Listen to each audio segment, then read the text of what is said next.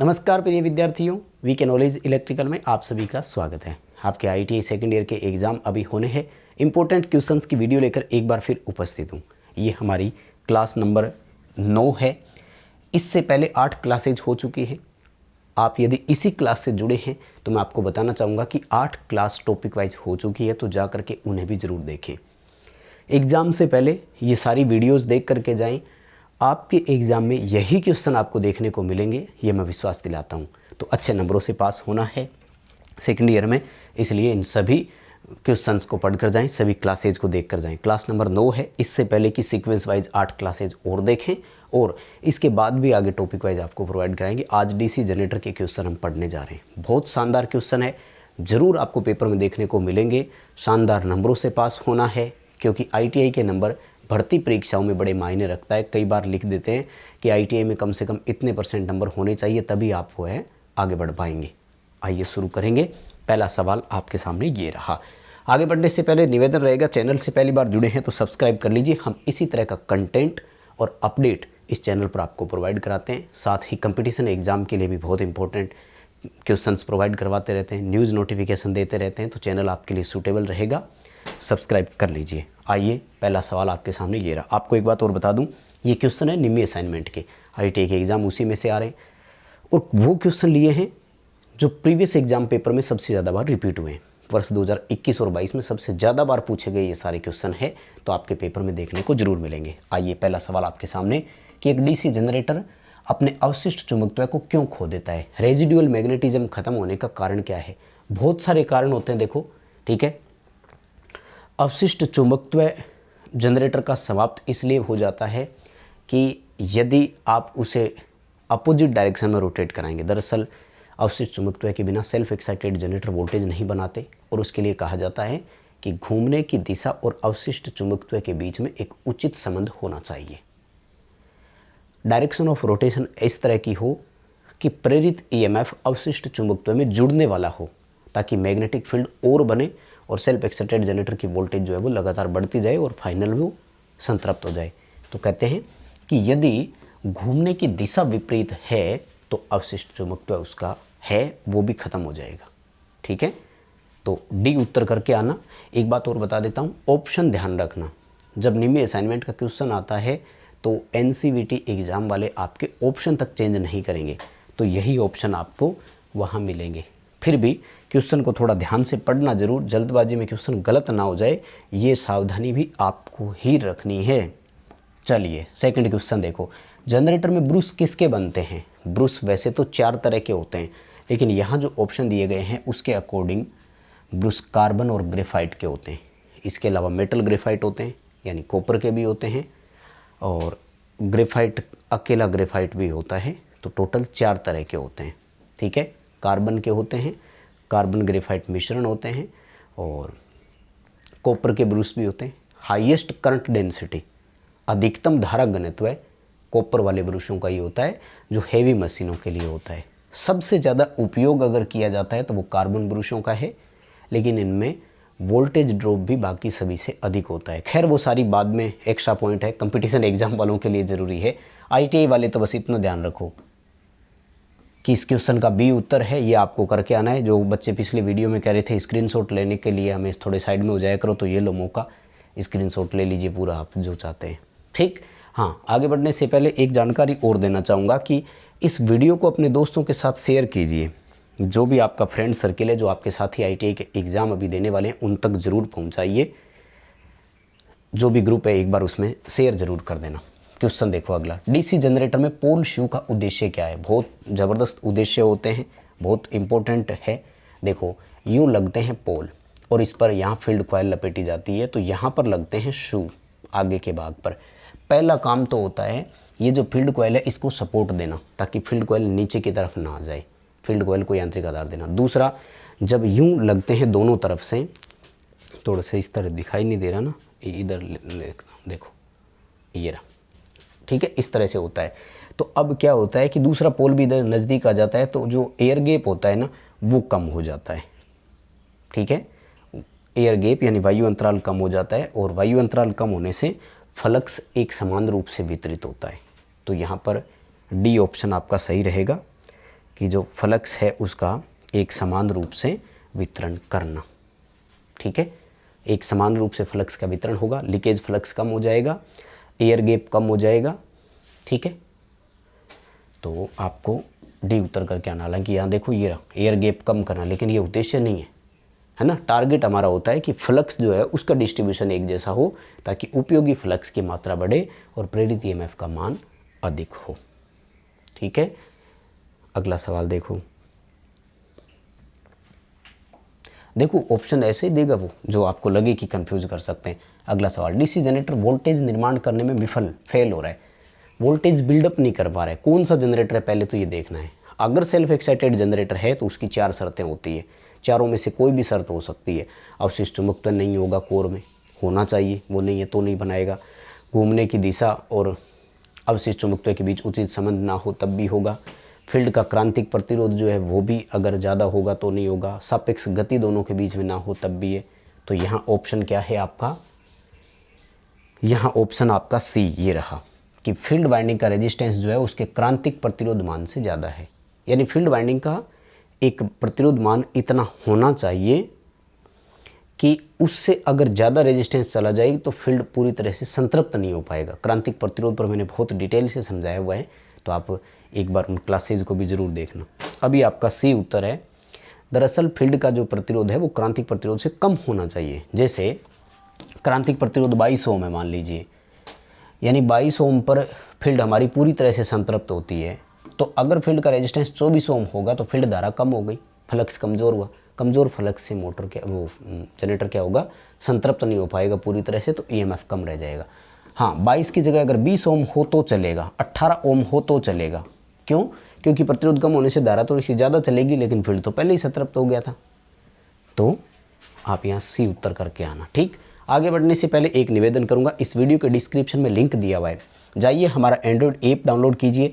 App में हम हर Monday आपको फ्री टेस्ट प्रोवाइड करवाते हैं, तो आप उसे अटेंड कर पाएंगे। खासतौर से कंपटीशन एग्जाम वालों के लिए रहता है वो, लेकिन ITI एग्ज़ाम में भी काम आएगा। और अब सेकेंड ईयर पास कर लोगे तो कंपटीशन एग्ज़ाम की ही तैयारी करनी है, तो ऐप आपके लिए सूटेबल रहेगा।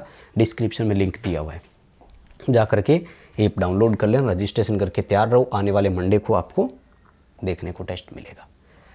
अगला सवाल देखो फटाफट से, क्या कह रहा है। एक डीसी जनरेटर में आर्मेचर की कोर लेमिनेट क्यों करते हैं? पटलित को इंग्लिश में लेमिनेट बोलते हैं, वैसे तो हिंदी इंग्लिश दोनों में है क्वेश्चन, तो जिसको जो भाषा देखनी है आराम से पढ़ सकता है। अच्छा क्वेश्चन है, कंपटीशन एग्जाम में भी सबसे ज़्यादा बार पूछा जाने वाला क्वेश्चन है। तो लेमिनेशन का उद्देश्य होता है एडी करंट हानि कम करना। ठीक है, भंवर द्वारा हानि बोलते हैं। और अगर कोई ये कहे ना कि आर्मेचर सिलिकॉन स्टील का क्यों बनाया जाता है, तो हमारा आंसर होता हिस्टेरेसिस हानि कम करना। ठीक है, कॉपर लॉस कम करने के लिए स्टेप्ड कोर का इस्तेमाल करते हैं, वो ट्रांसफॉर्मर में क्वेश्चन आएगा। तो अभी आप इस क्वेश्चन के आंसर के हिसाब से डी करके आना, आपको अच्छे नंबर मिलेंगे। ठीक, अभी तक आपने इस वीडियो को लाइक नहीं किया है तो निवेदन रहेगा कि प्लीज़ एक बार लाइक वाला बटन ज़रूर दबाएं। बहुत हौसला अफजाई होता है हमारा, आप लाइक वाला बटन दबाते हो तो हमें ऐसे लगता है कि यहाँ इतने बच्चे ज़रूरत वाले हैं जो कि पढ़ना चाहते हैं। आइए अगले सवाल की तरफ बढ़िएगा। कंपाउंड जनरेटर का नाम क्या है यदि शंट फील्ड आर्मेचर के साथ समांतर में? देखो कंपाउंड जनरेटर फील्ड वाइंडिंग के कनेक्शन के आधार पर होते हैं दो तरह के, शॉर्ट शंट और लॉन्ग शंट। आर्मेचर, इसके साथ सीरीज फील्ड। अब अगर आपका शंट फील्ड अकेले आर्मेचर के साथ जुड़ा हुआ है तो इसे बोलेंगे शॉर्ट शंट, और यहाँ ना जुड़ करके अगर यहाँ जुड़ा होता तो उसे बोलते हैं लॉन्ग शंट। अभी कहाँ जुड़ा हुआ है श्रीमान? केवल आर्मेचर के साथ जुड़ा हुआ है, शॉर्ट शंट बोलेंगे। डी उत्तर कर देना। ठीक है, लॉन्ग शंट कब करते? जब आर्मेचर और सीरीज दोनों के पैरेलल में होता। क्वेश्चन अच्छा है, ये वो क्वेश्चन है जो NCVT CBT एग्जाम में वर्ष 2021 और 22 में सबसे ज़्यादा बार रिपीट हुए हैं। ठीक है, क्योंकि आपके जो CBT एग्ज़ाम है वो लगभग 8 से 10 दिन चलते हैं और एक दिन में 3 शिफ्ट होती है, मॉर्निंग, आफ्टरनून और इवनिंग। तो फिर क्वेश्चन रिपीट होने की संभावना पूरी रहती है, इसलिए रिपीटेड क्वेश्चन हम आपको करवा रहे हैं जो प्रीवियस एग्जाम में पूछे जा चुके हैं। जिस दिन एग्ज़ाम होता है बच्चे हमें उसी दिन भेज देते हैं। आपसे भी निवेदन है कि जिस दिन आपका CBT एग्ज़ाम हो उस दिन हमें व्हाट्सएप पर ज़रूर बताएं कि ये क्वेश्चन आ जाए थे। जो जो क्वेश्चन आपको याद रहे और व्हाट्सएप नंबर आपको यूट्यूब के कवर पर मिल जाएंगे। अगला सवाल, डीसी मशीनों में वो कौन से 2 पॉइंट है जहाँ से ब्रश का संपर्क प्रतिरोध मेज़र किया जाता है? दरअसल ये कहा जाता है कि कॉन्टैक्ट रेजिस्टेंस कम से कम होना चाहिए। अगर कॉन्टैक्ट रेजिस्टेंस ज़्यादा होगा तो आउटपुट डिलीवर करंट जो होती है वो कम हो सकती है। कॉन्टैक्ट कहाँ होता है ब्रशों का? कम्यूटेटर घूमता हुआ भाग है, स्लाइडिंग पार्ट है, रोटेटिंग पार्ट है, ब्रश उसके साथ संपर्क कर रहा है, यानी ब्रश और कम्यूटेटर के बीच में मेजर किया जाता है। ठीक है, तो सी ऑप्शन होगा, ब्रश और कम्यूटेटर के बीच में। कन्फ्यूजन देखो, ब्रश और कम्यूटेटर राइजर दे दिया, राइजर कम्यूटेटर के पीछे का उभरा हुआ भाग होता है, ऐसे मान लो ये कम्यूटेटर सेगमेंट है तो राइजर ये है आपका, तो यहाँ नहीं यही मापा जाता है, क्योंकि कॉन्टैक्ट तो यहाँ हो रहा है ना ब्रश का, तो जहाँ कॉन्टैक्ट होता है वहीं मेज़र किया जाता है। ठीक है, अगला क्वेश्चन देखो, बहुत ही शानदार क्वेश्चन है और छोटा सा क्वेश्चन है, मुझे लगता है कि आप इसका जवाब दे पाएंगे। गर्मी बहुत है यार। देखो, ड्यूप्लेक्स वाइंडिंग है, क्वेश्चन क्या पूछ रहा है? जनरेटर है जिसमें 4 पोल है और ड्यूप्लेक्स लेप वाइंडिंग है, समांतर रास्ते कितने होंगे? दरअसल पैरेलल पथों की संख्या जो होती है ना वो पोल इनटू प्लेक्स होती है लेप वाइंडिंग में। अगर वेव वाइंडिंग होती तो 2 इनटू प्लेक्स होता है, ये ध्यान रखना। ये वेव वाइंडिंग का है, ये लेप वाइंडिंग का है। अब देखो, पोल की संख्या है 4 और प्लेक्स है 2, तो रास्ते कितने हो गए? 8। सी उत्तर करके आना। बहुत शानदार क्वेश्चन है, ये रिपीट हो सकता है। एक तो ध्यान रखना, खास तौर से वो क्या करते हैं, मैं थोड़ा और तरीका भी बता देता हूँ, क्योंकि कोई भी क्वेश्चन आपका छूटना नहीं चाहिए। यहाँ जितने भी क्वेश्चन बताए जा रहे हैं, इसके अलावा आपको असाइनमेंट के सारे क्वेश्चन पढ़ कर जाने हैं, ताकि कोई भी क्वेश्चन छूटे ना, क्योंकि इस बार कुछ नए क्वेश्चन भी तो ऐड करेंगे ना, रिपीट भी करेंगे, नए ऐड भी करेंगे। मोस्टली वो डायग्राम जितने भी है सारे क्वेश्चन देते हैं, न्यूमेरिकल जितने भी है उनमें से क्वेश्चन ज़्यादातर उठाने का प्रयास करते हैं। सारे तो नहीं लेते, क्योंकि न्यूमेरिकल को फिर हल करने में टाइम लगता है, तो पेपर को उतना टाइम भी देना पड़ता है फिर कि ये हल हो जाए उतनी देर में। सवाल देखो, डायनेमिक रूप से प्रेरित ईएमएफ गणना करने के लिए सूत्र क्या है? फैराडे के नियमानुसार प्रेरित ईएमएफ 2 तरह के होते हैं, स्टैटिक प्रेरित ईएमएफ और गतिज प्रेरित ईएमएफ। तो जो स्टैटिक ईएमएफ होता है वो होता है ट्रांसफार्मर और मोटर में, और जनरेटरों में जो होता है वो होता है डायनेमिक यानी गतिज। और गतिज प्रेरित ईएमएफ का फॉर्मूला होता है BLV sin थीटा।